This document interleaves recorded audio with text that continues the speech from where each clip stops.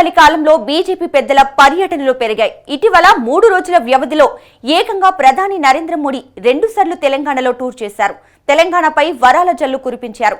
తాజాగా రక్షణ మంత్రి రాజ్నాథ్ సింగ్ తెలంగాణకు వచ్చారు. ముఖ్యమంత్రి కేసీఆర్ ను టార్గెట్ చేసుకుని తీవ్ర ఆరోపణలు చేశారు. అయితే ఇప్పటి వరకు ఎన్నికల అభ్యర్థుల జాబితా విడుదల చేయలేదు కమలం పార్టీ. దీంతో క్షేత్రస్థాయి నాయకుల్లో గందరగోళం ఏర్పడింది.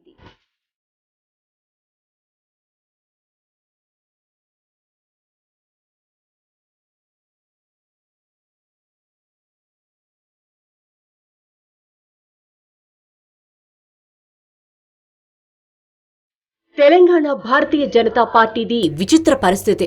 తెలంగాణపై భారతీయ జనతా పార్టీ చాలా కాలంగా కన్నేసింది. ముందుగా తెలంగాణలో బలపడి ఆ తరువాత దక్షిణాదిన గల మిగతా రాష్ట్రాలకు విస్తరించాలని బీజేపీ హైకమాండ్ ఆలోచనగా కనిపిస్తోంది. అయితే ఆలోచన ఇలా ఉన్నా ఆచరణ మాత్రం ఇందుకు భిన్నంగా ఉంటుంది.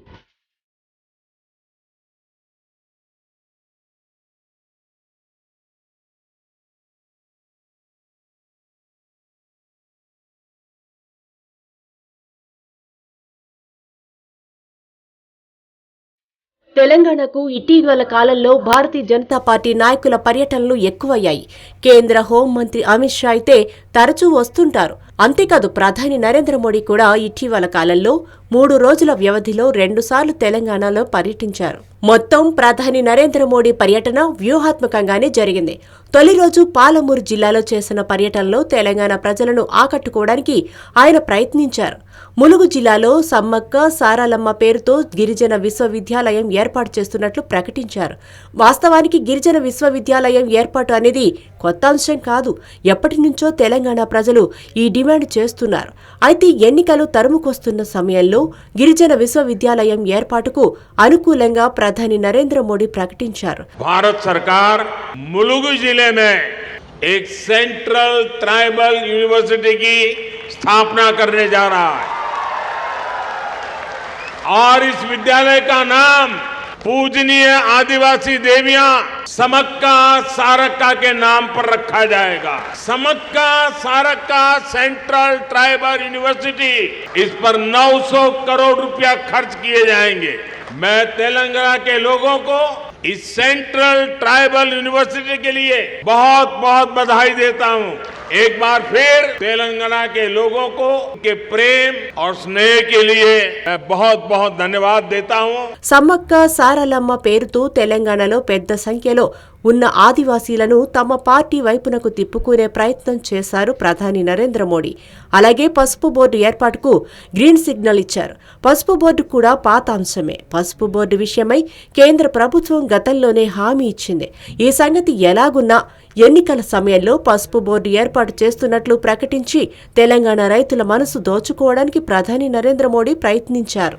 निजामाबाद के हल्दी को प्रमोट किया जा रहा है और इसलिए महबूबनगर में ही मैंने इससे जुड़ी एक बड़ी घोषणा की है।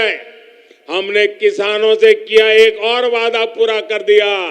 हल्दी उगाने वाले किसान भाइयों के लिए, उनके विकास के लिए अब देश में नेशनल टर्मरिक बोर्ड, उसका गठन किया जाएगा। ये बोर्ड हल्दी की उपज को देश और दुनिया के अलग अलग हिस्सों में विस्तार देने में मदद करेगा।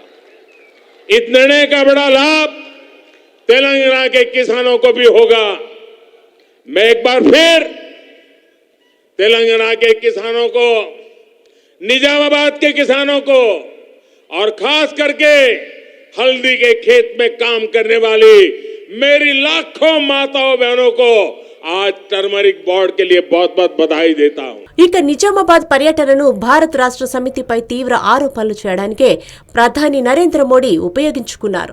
కల్వకుంట్ల తారక రామారావును ముఖ్యమంత్రి చేయడంలో కేసీఆర్ తన సాయం అడిగినట్లు, అందుకు తాను సహకరించినట్లు ప్రధాని నరేంద్ర మోడీ చెప్పుకొచ్చారు. ముఖ్యమంత్రి కేసీఆర్ కు రాష్ట్రం కంటే కుటుంబం పట్ల ఆసక్తి ఎక్కువ అన్న విషయాన్ని తెలంగాణ సమాజంలోకి తీసుకువెళ్లడానికి ప్రయత్నించారు.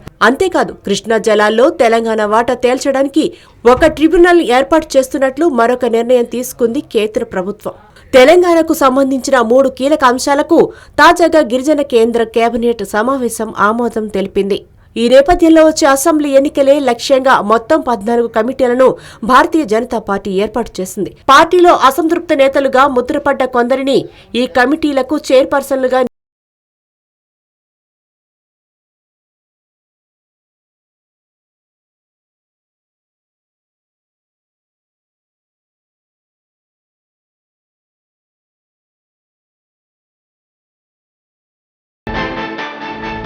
తాజాగా బీజేపీ సీనియర్ నేత రక్షణ శాఖ మంత్రి రాజ్నాథ్ సింగ్ తెలంగాణలో పర్యటించారు.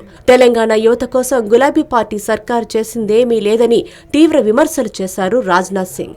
యువతకు ఎంతో కీలకమైన పోటీ పరీక్షలను నిర్వహించకుండా లీకేజీలతో నిరుద్యోగుల జీవితాలతో కేసీఆర్ సర్కార్ చెలగాటమాడుతోందని నిప్పులు చెరిగారు. తెలంగాణ సమాజం బాగు కన్నా కుటుంబ సభ్యుల ఉన్నతి కోసమే కేసీఆర్ తాపత్రయపడుతున్నారని రక్షణ మంత్రి రాజ్నాథ్ సింగ్ ఆరోపించారు. हम चाहते हैं तेलंगाना का ओवरऑल डेवलपमेंट हो बहनों भाई। इसलिए मैं आपसे निवेदन करना चाहता हूं कि आपका सपोर्ट, आपका समर्थन यह भारतीय जनता पार्टी को प्राप्त होना चाहिए।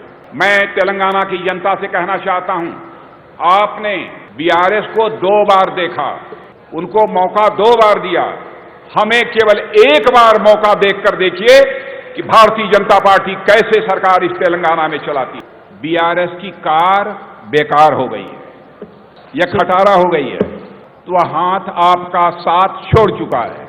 कमल को अपनाइए, कमल को स्वीकार कीजिए और बटन दबाना है अगले चुनाव में तो कमल का बटन दबाइए। బీజేపీ పెద్దల పర్యటనలు ఇలా ఉన్నా క్షేత్రస్థాయిలో పరిస్థితి భిన్నంగా ఉంది. అటు అధికారంలో ఉన్న భారత్ రాష్ట్ర సమితి 115 నియోజకవర్గాలకు అభ్యర్థులను ప్రకటించింది. తాజాగా మేనిఫెస్టోను కూడా గులాబీ పార్టీ చీఫ్ ప్రకటించారు. మరో జాతీయ పార్టీ అయిన కాంగ్రెస్ 55 మందితో తొలి జాబితా ప్రకటించింది. 2 ప్రధాన పార్టీలు జనక్షేత్రాల్లో ఇలా దూసుకుపోతుంటే భారతీయ జనతా పార్టీ మాత్రం ఇప్పటి వరకు ఒక్క జాబితా కూడా ప్రకటించలేదు. దీంతో కాషాయ పార్టీలో ఎవరికి టికెట్లు వస్తాయో ఎవరికి రావో తెలియని పరిస్థితి నెలకొంది.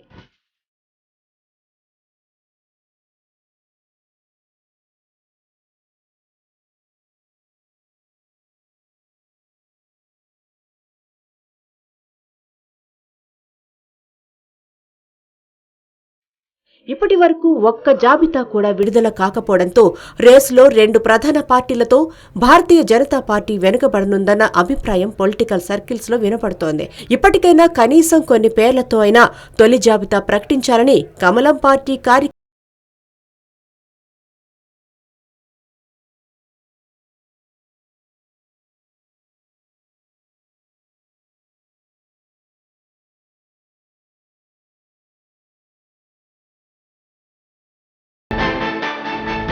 ఇది వాటి స్వతంత్ర ఫోకస్. మరో ఎపిసోడ్ లో మళ్ళీ కలుద్దాం. చూస్తూనే ఉండండి స్వతంత్ర.